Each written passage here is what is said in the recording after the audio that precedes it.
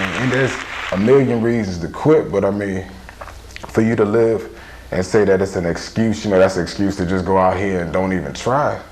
You fooling yourself. I mean, if you don't get killed in these streets, you got a lot of years to live, you know, in a messed up position. So you just really got to think about it, like, you know, press on and figure out what reasons there are to press on. If it's nothing else but just to, you know, just to say that I didn't quit over nothing, over some foolishness or whatnot, then that's what it is.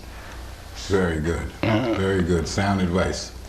Yeah, my thing is, you know, it's what you define as a man. That's the only thing I see with, you know what I'm saying, people around here now is what you define as a man. I've been from the hood. My brother been shot on a toted pistol, slung drugs, the whole 9 yards, and that didn't make me a man. You know, to me, I'm a man now. I live by myself. I don't stay with no broad. I got my own cars. I pay my own insurance. You know, I see money, I lose money, and I still might ask somebody out there for $5. That don't make me no less of a man. And I see people right now, a lot of women think, you know, that dude that is the hard gangster dude, that's a man. I've been there, and it's true. I had a lot of bras then. You know, I have a lot now, but I had a lot then. You know, people just thinking that was what it was. You know, just because he had a nice car, he told the he was hard. You know, that's all good. But for me, a man is I take care of my son. I'm divorced, and I take care of a son that ain't mine. That's a man. When you don't live with nobody, you pay your own bills, that's a man. You know, a man that's going upside your head, okay. But, you know, you need to love that dude that ain't going upside your head and that's still taking you out to eat. Because, see, they think if somebody treat them nice, take them out, they soft. They don't make them soft, they mean they truly care about you. Learn the difference, women. Whoa, you know I'm what so glad to hear you say that. That's my advice. Now, you know what I'm saying, being from the hood. If we can just get you to get rid of the word broad, we'll be okay. But it's all right. You bounced it out in all your good deeds, so it's okay. You shouldn't have said that. I catch flack already. No, that's all right. But see, I understand what you're saying is what we were talking about earlier. What's missing?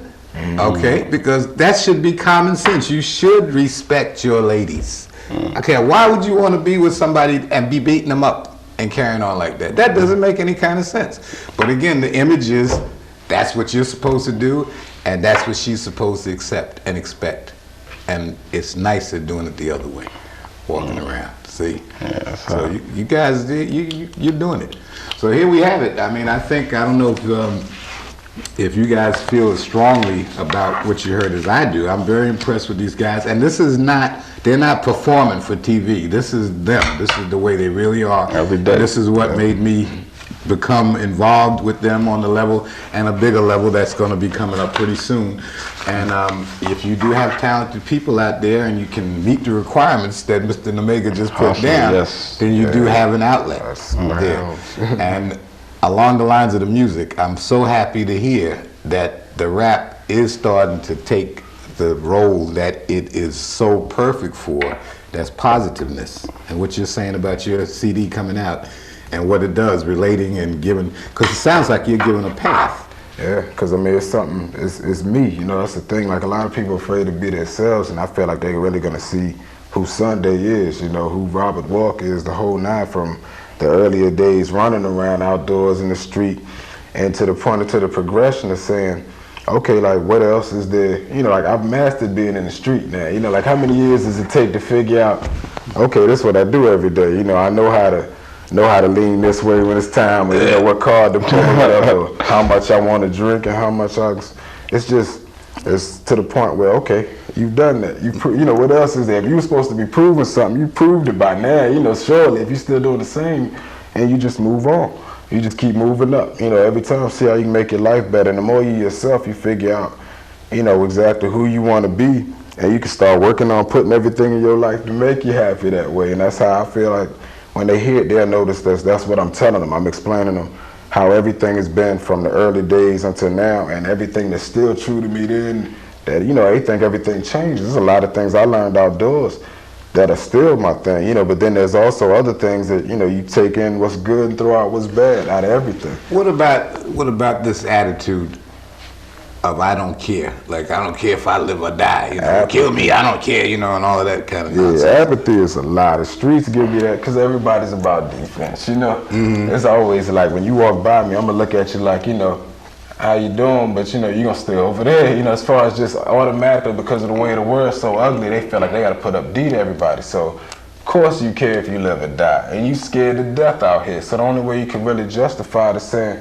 well, I don't care. You know, they feel like you have some kind of control over it. Man, that's no more than a wall. Like, you know, bro, I go through a bad breakup, so now all men are bad. She don't need a man. She independent. When everybody, it's not a person that don't want to be loved. There's no more than a wall when you're in the hood. Cause I had the same, you know, mentality. I don't care if I live or die. Somebody take my life right now. That's what it is. That's code of the street, G code. But I ain't want to die. But you know, you put that up for one reason. You don't want somebody testing you. If they see that fear in you, they feel like they got one more reason to push you. I hear you.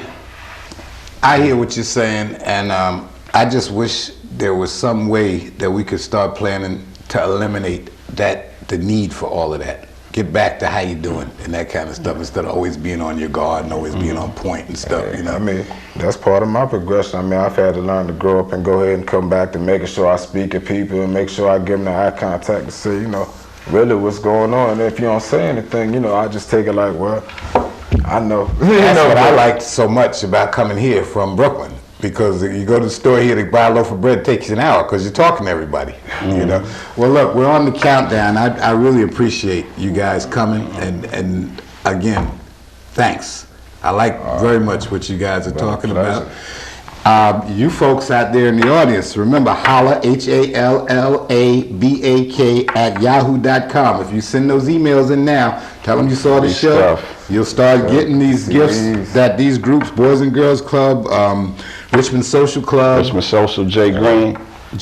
And then someone else? I'll be at MLK Middle School. Next Friday, March 16th. March 16th. 10 o'clock, excuse me, 9 o'clock and 10 o'clock. In the morning? Yeah, we're going out there to see them, speak to them, you know, give them a little music, of course, you know, give them some more things, let them know about us.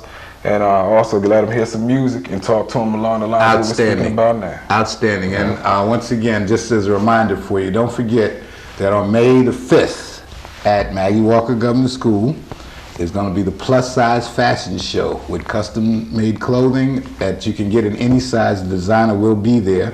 There'll be music and entertainment. And you guys might even want to bring one of your groups over. Yeah, you might see us out there perform. Yeah, do that. Xander Records. And that's it for the Family Advocacy Clinic, a very good organization, and I brag about them on the board of directors for them, but they do really good deeds helping kids that have been witness to violent crime, who have been subjected to assault, and et cetera, and they do very good work. So it's going to be a fun night for a good cause. And then the first weekend in June, those of you who had a chance to see her when we brought her here 2 years ago, Tuli Damakuti from The Lion King is coming straight from South Africa to perform for you and our children here in Richmond. Once again, great show. That's going to be the first Saturday in June. You'll hear a lot about that coming up. I want to thank you, gentlemen. Holla back at yahoo.com. Omega Studios, let's have your number for your studio. Omega Studios, 804-426-9473. Sunday, Hella High Water, look for it this summer. Look for Chiba this summer. Can't Be Stopped. Look for the Gospel Nomega compilation coming to a hood near you. You know what, I'm on my 4th album. I done moved thousands of records, but I'm back in the booth, so beware. There you go. Okay. And go to school. Go to school. Everybody sitting up here has been to school. I didn't go to college till I was 30 years old.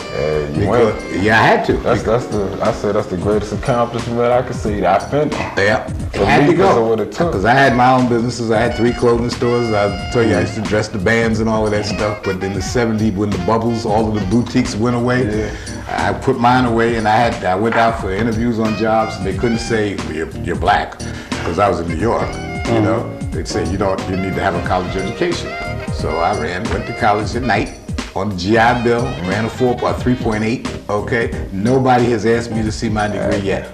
And I know those arguments to the Republic too. Okay. Thank you so much for watching. We'll be back next week with some more, I think, interesting information for you. Tell your friends if you liked us. If you didn't like it, tell us. Okay, and we sure appreciate you tuning in. And congratulations and a hand clap for you guys and myself for doing positive things, making it fun, and also making it profitable, because you can make a living doing what you love. Thank you for having me. All right, good deal. Nice show, guys. Thank you. That's my guys. Oh, that's you guys right there. That's right.